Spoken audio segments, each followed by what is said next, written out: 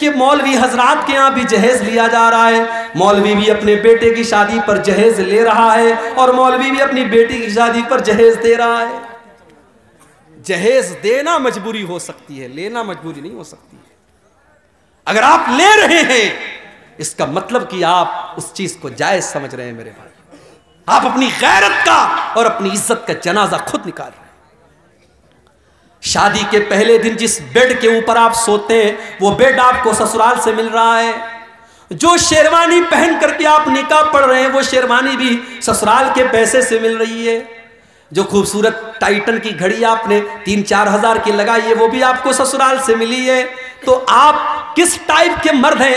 آپ کے ہاتھوں میں تو 2-4 چوڑیاں پہنا دی جانی چاہیے، آپ کو تو خاتون کا لقب مل جانا چاہیے۔ سوچئے میرے بھائی، اس جہیز نے ہمارے نوجوانوں کو کاہل بنا دیا۔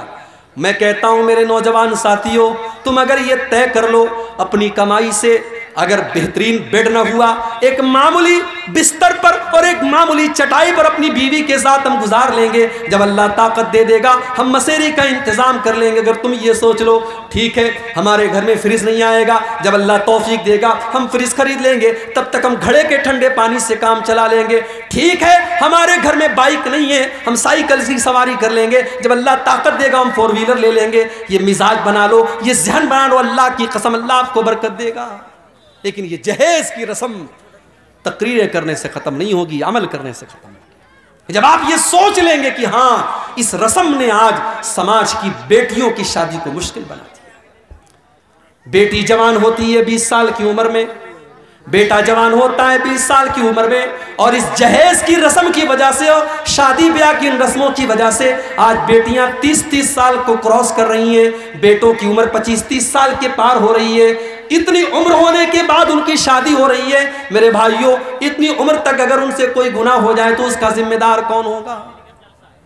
اور آج تو حالات آپ دیکھ رہے ہیں۔ ابوالکلام صاحب شاید بیان کریں گے، انہوں نے مجھ سے کہا تھا آفتاب اور شردھا کا معاملہ آپ کے سامنے ہے۔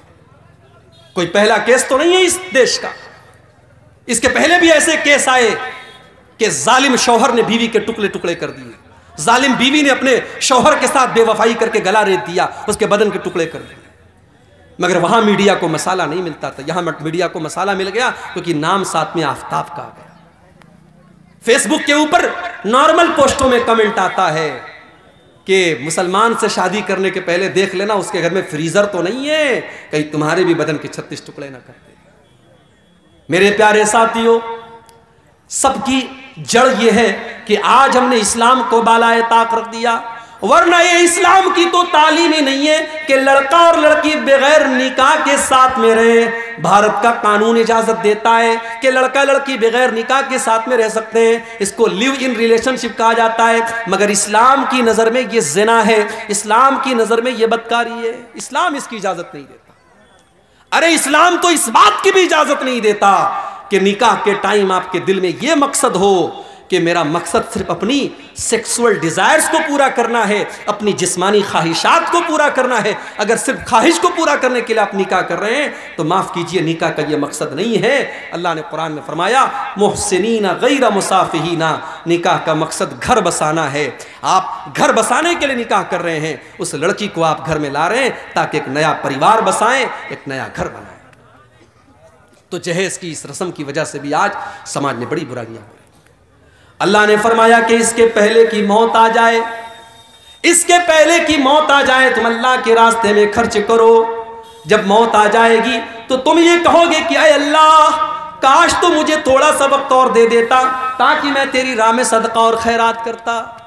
اللہ نے فرمایا وَلَن يُؤَخِّرَ اللَّهُ نَفْسًا إِذَا جَاءَ أَجَلُهَا، لیکن جب موت کا ٹائم آ جائے گا تو ایک سیکنڈ بھی کسی کو مہلت نہیں ملے گی، ایک سیکنڈ بھی کسی کو مہلت نہیں ملے گی۔ ایمان تو فرعون بھی لایا تھا، جی ہاں فرعون بھی ایمان لایا تھا۔ کب لایا تھا؟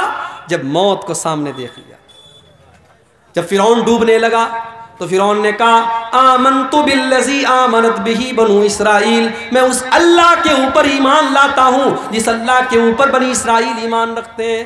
اللہ نے فرمایا الآن وقد عصیت من قبل، اے فرعون تو اب جا کر کے ایمان لا رہا ہے، اب تیرے ایمان لانے کا کیا فائدہ، تیری ساری زندگی تو گناہوں میں گزری ہے۔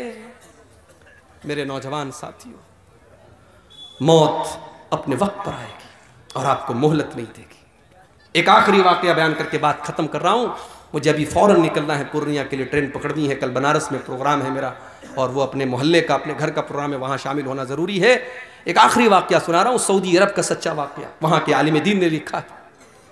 3-4 نوجوان گاڑی میں بیٹھے اور سعودی عرب کی سڑکیں ماشاءاللہ بہترین سڑکیں ہیں، پوری سپیڈ سے گاڑی چل رہی ہے، پوری سپیڈ سے گاڑی چل رہی ہے، ایکسیڈنٹ ہو گیا اور 4 نوجوانوں میں سے 3 نوجوان آن دا اسپاٹ انتقال کر گئے، فوراً مر گئے۔ ایک نوجوان بچ گیا، آخری سانسیں لے رہا ہے۔ ٹریفک پولیس والے، شرطۃ المرور والے اس کے پاس پہنچے اور اس سے پوچھا کہ کیا حال ہے تمہارا، تم کہاں جا رہے تھے، کیا نام ہے تمہارا؟ اس نوجوان کے منہ سے بس ایک ہی لفظ نکلتا ہے، انا فی سقر، انا فی سقر، انا فی سقر، میں سقر میں ہوں، میں سقر میں ہوں، میں سقر میں ہوں۔ ٹریفک پولیس والوں کو اس بات کا مطلب سمجھ میں نہیں آیا۔ ٹریفک پولیس والوں نے اس علاقے کے عالم دین سے کانٹیکٹ کیا کہ یہ نوجوان لڑکا آخری ٹائم میں انا فی سقر کہہ کر کے مر گیا، اس کا مطلب کیا ہے؟ عالم دین نے، مولوی صاحب نے کہا کہ اس کا مطلب تمہیں قرآن کے 29ویں پارے میں ملے گا۔ قرآن کا 29واں پارہ اٹھاؤ، اللہ فرماتا ہے جب جنتی جنت میں جائیں گے، جب جہنمی جہنم میں جائیں گے تو جنتی جہنمیوں سے پوچھیں گے ما سلککم فی سقر، تم سقر کے اندر کیسے چلے گئے؟ سقر مطلب بہت خطرناک گڈھا، جہنم کا ایک نام سقر بھی ہے کیونکہ جہنم گڈھے کی طرح ہے، انسان اس کے اندر گرے گا، اس لیے جہنم کا ایک نام سقر بھی ہے۔ جنتی جہنمیوں سے سوال کریں گے ما سلککم فی سقر، تم جہنم کے اندر کیوں چلے گئے؟ تو جہنمی کیا جواب دیں گے؟ قالوا لم نک من المصلین، ہم نماز نہیں پڑھا کرتے تھے۔ عالم دین نے کہا یہ نوجوان نماز نہیں پڑھتا تھا اور مرنے کے ٹائم اللہ تعالیٰ نے ایسا منظر اس کو دکھایا کہ اس نے محسوس کیا کہ وہ جہنم کی آگ میں جل رہا ہے، اس لیے وہ یہ کہہ کر کے دنیا سے گیا کہ انا فی سقر، انا فی سقر، میں سقر میں ہوں، میں سقر میں ہوں۔ میرے عزیزوں، میرے نوجوان ساتھیوں، بڑے درد کے ساتھ آپ سے گزارش کرتا ہوں کہ اپنی جوانی کا مس یوز کرنا بند کر دو، یہ موبائل کا غلط استعمال کرنا بند کر دو۔ 2 چیزوں کی گارنٹی لے لو، 2 چیزوں کی گارنٹی لے لو، اپنے نوجوان بھائیوں سے بھی کہتا ہوں، اپنی ماں بہنوں سے بھی کہتا ہوں۔ اللہ کے نبی نے فرمایا 2 چیزوں کی مجھے گارنٹی دے دو، میں تمہیں جنت کی گارنٹی دیتا ہوں۔ ازمن لکم الجنہ، 2 چیزوں کی گارنٹی دے دو، میں جنت کی گارنٹی دیتا ہوں۔ ایک زبان کی گارنٹی دے دو، زبان کی گارنٹی دے دو کہ زبان کا غلط استعمال نہیں کریں گے، جھوٹ نہیں بولیں گے، غیبت نہیں کریں گے، چغلی نہیں کریں گے، گندی باتیں منہ سے نہیں نکالیں گے۔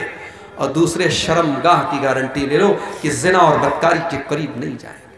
زنا کرنا یہ تو آخری گناہ ہے۔